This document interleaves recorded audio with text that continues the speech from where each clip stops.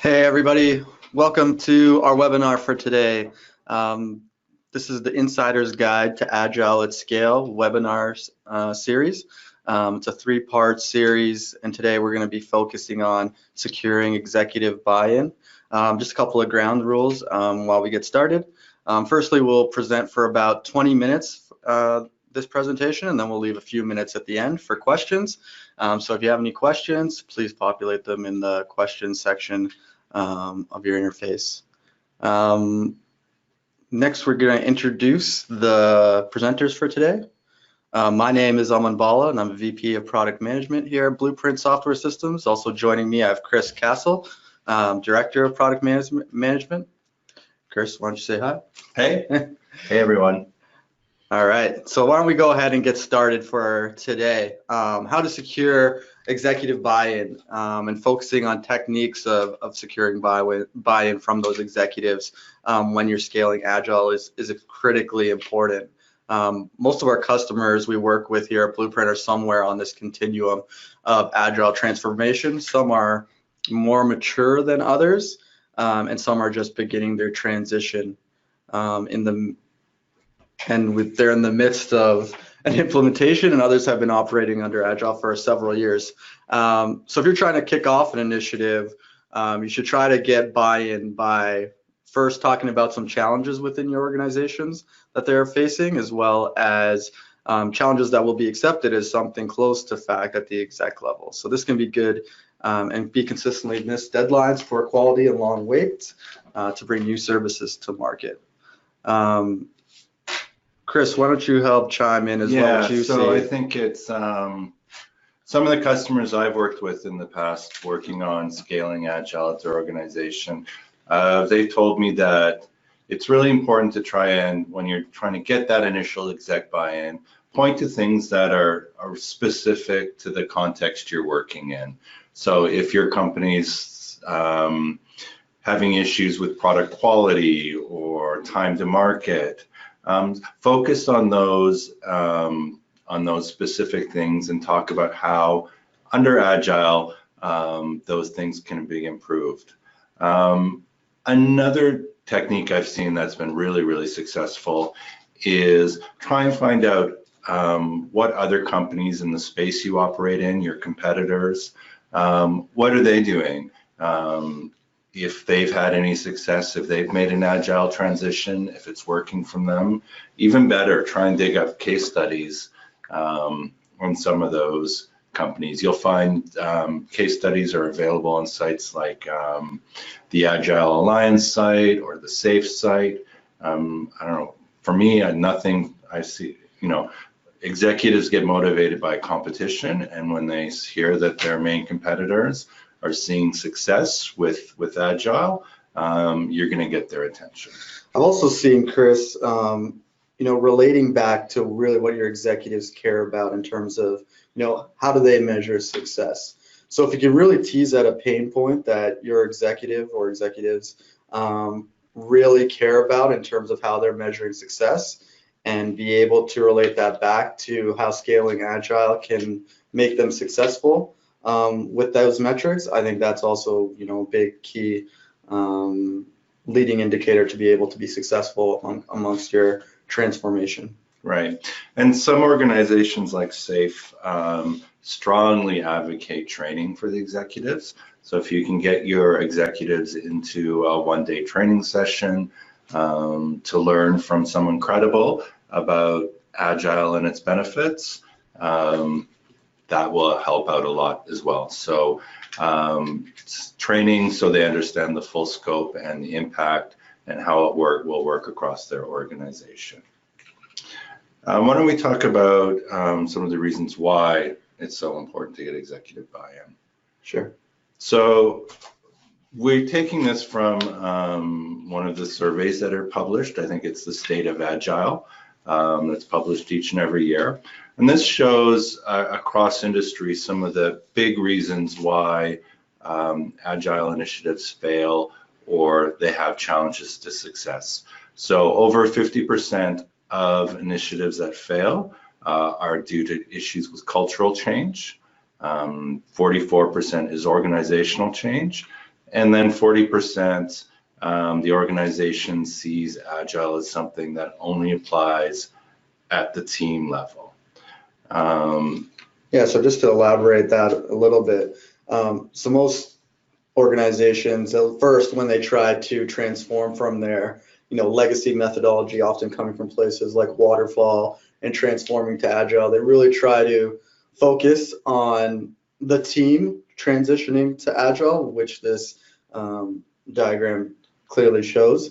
But transforming to Agile, especially amongst the enterprises and that is be able to be successful at scaling it, is a completely organizational cultural transformation that really needs to be able to transform all abroad across the organization, from teams beyond our research and development and engineering.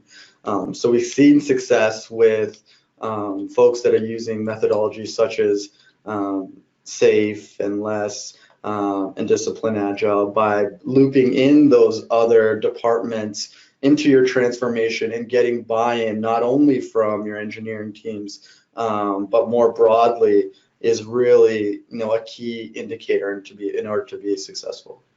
Yeah, and I think like Agile practices at the individual team or development team level in some ways are almost natural. They kind of really make sense for developing software. And you'll find that many people in your organization have worked under Agile in other jobs in the past. And so it actually ends up being relatively easy to get your individual Scrum teams aligned, working in sprints, prioritizing their backlog. Where the challenges start to occur is when you try and spread Agile out beyond the team, and you're going to come up against other departments that operate in a traditional command and control type of structure. If you're someone working at the team level, you're not going to have the authority to get these other departments to change. You really need that air cover and the buy-in from the executives to empower the change agents in your organization to make those changes, to make sure the inputs coming to your dev team are in small batches, not big, huge requirement documents, and things are iterative and getting everyone aligned so you can reap the full benefits of Agile. Yeah, what I've also seen in organizations to be successful is really trying to reap quick wins early. So amongst your transformation, if you're able to really roadmap your success to a quick win you can see within months versus within years, that really goes a long way. For sure. Why don't we talk a little bit about some of the leadership responsibilities? So it really is, as we saw in the earlier slide, it's not a switch to Agile or an Agile transformation is not just a change in process or change in the way of working. It really requires a significant cultural change and mind shift in your organization. Unless you have that leadership behind you, you're going to fail and your Agile endeavors are going to stall. This slide here shows kind of what's called the House of Lean and some of the core principles that go behind scaling at Agile. And you can see that it really has that foundation on leadership. That foundation needs to be in place to support all of these other initiatives. You have to look at changing the whole system, not just individual components of the system. You have to have supportive people who are empowered to make those system-wide decisions, those cross-departmental decisions, able to break down some of those silos, able to help you form those cross-functional teams that are necessary to Agile success. Without that, again, you're going to stall at the team level and not get much further. Yeah, what's also key that this diagram or model depicts is, really having leadership be a key sponsor in your transformation. It really is the foundation that underlies the pillars of, that cultural transformation.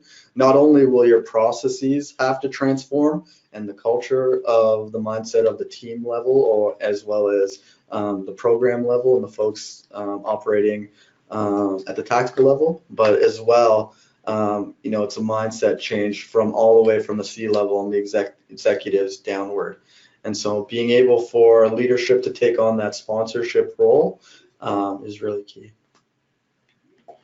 The other thing is, you also have to, it's a bit of a change in leadership style as well. And you have to get your leaders to understand that.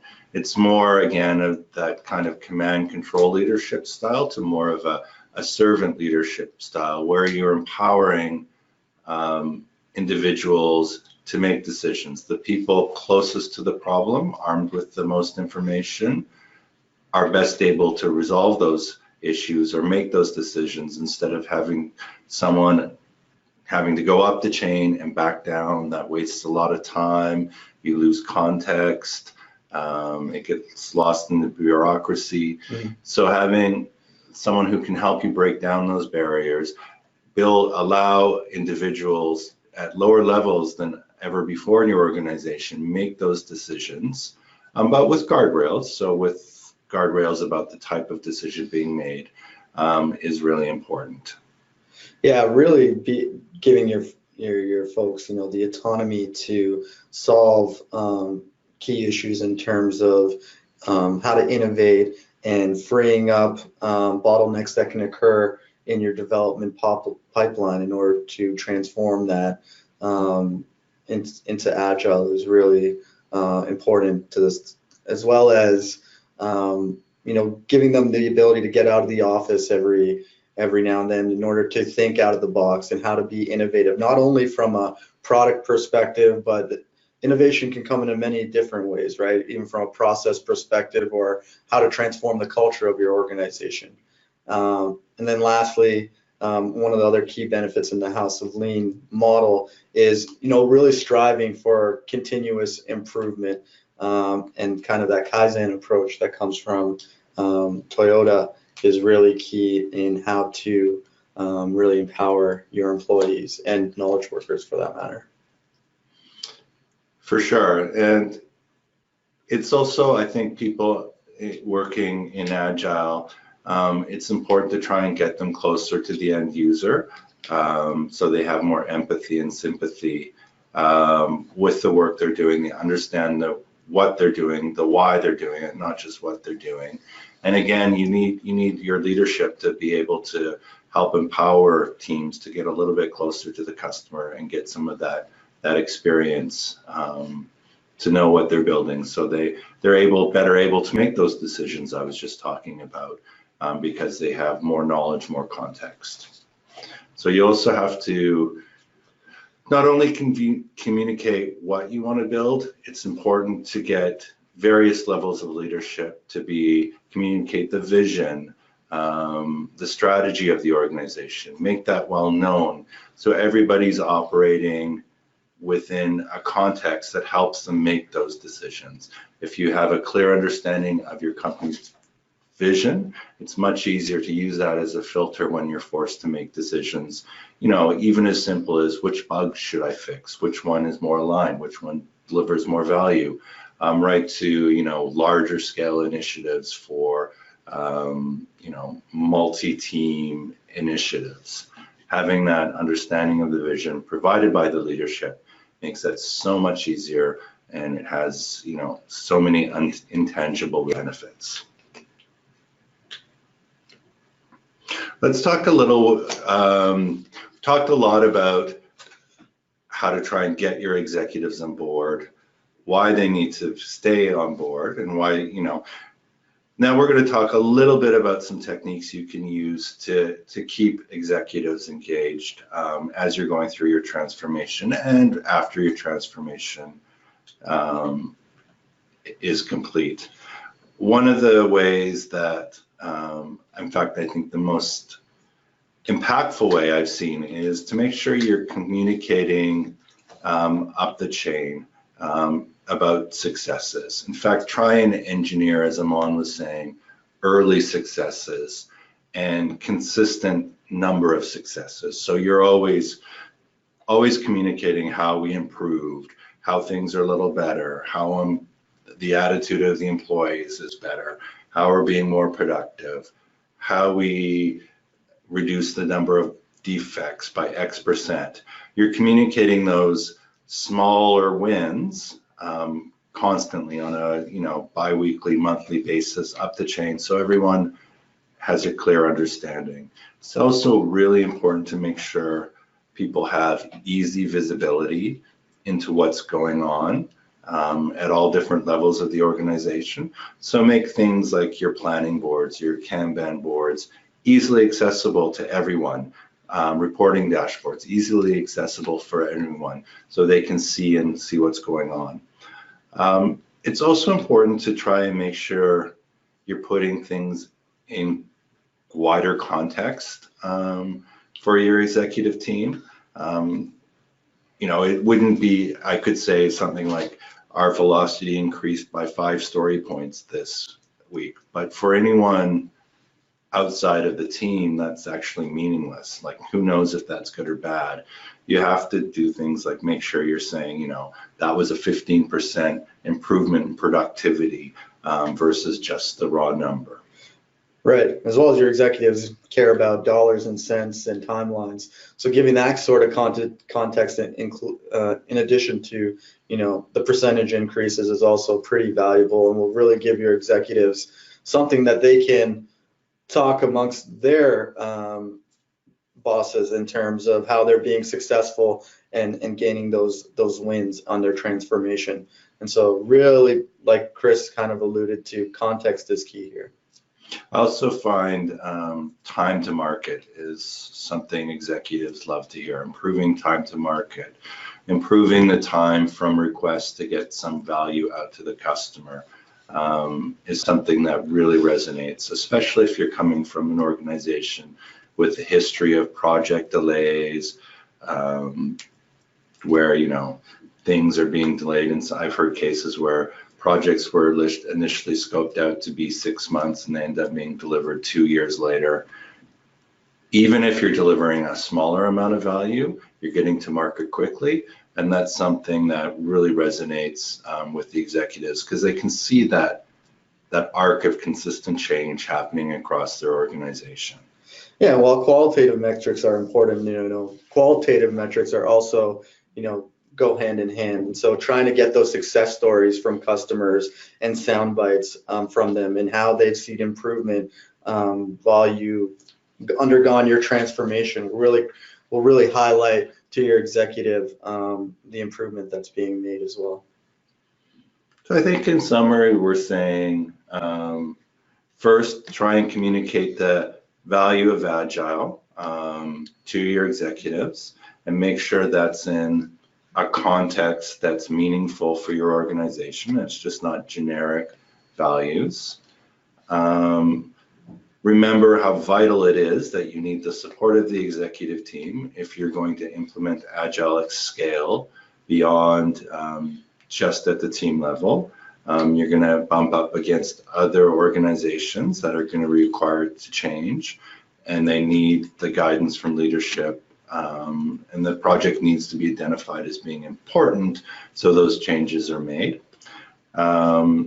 You need executives' ongoing involvement to help change the culture of your organization, to empower people to make decisions at lower levels in your organization, and serve in that servant leadership style.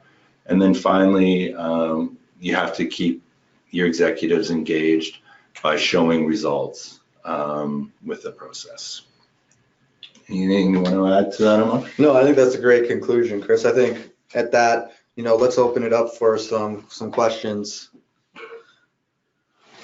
All right, so we got a number of questions here.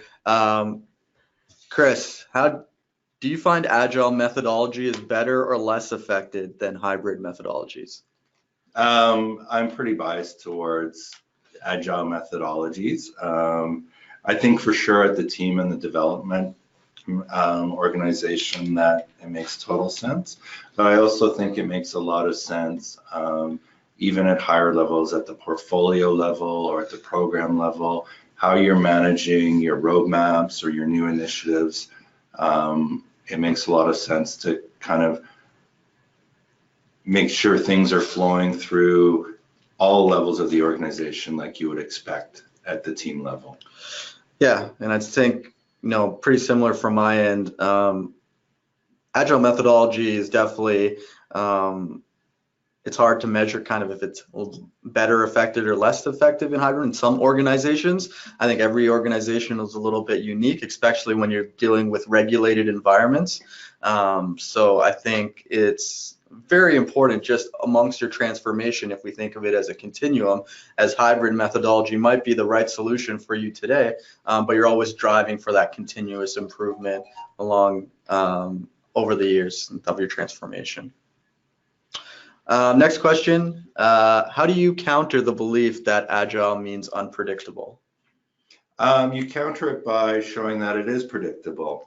You counter that by showing that you're delivering predictable results, sprint over sprint, release over release. And every 2 weeks you're showing predictable results instead of committing to a best guess date that's 6 months in the future. Yeah, and I think if you can eliminate bottlenecks as you mature in your Agile life cycle, you'll begin to see that your results will become much more stable along the way. And it won't be a one-day, solve all scenario. It'll take time to get there, and I think that's what's important too. Do you think it's impossible to implement Agile without executive buy-in?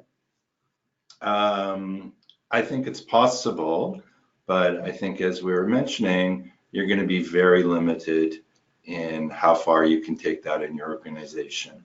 I think if you don't have executive buy-in, your Agile transformation is really going to stop at the level of individual Scrum teams working on their own and using those practices at the development team level. And you're going to have a lot of difficulty getting coordination among teams, different lines of business, with your project, in your PMO, etc.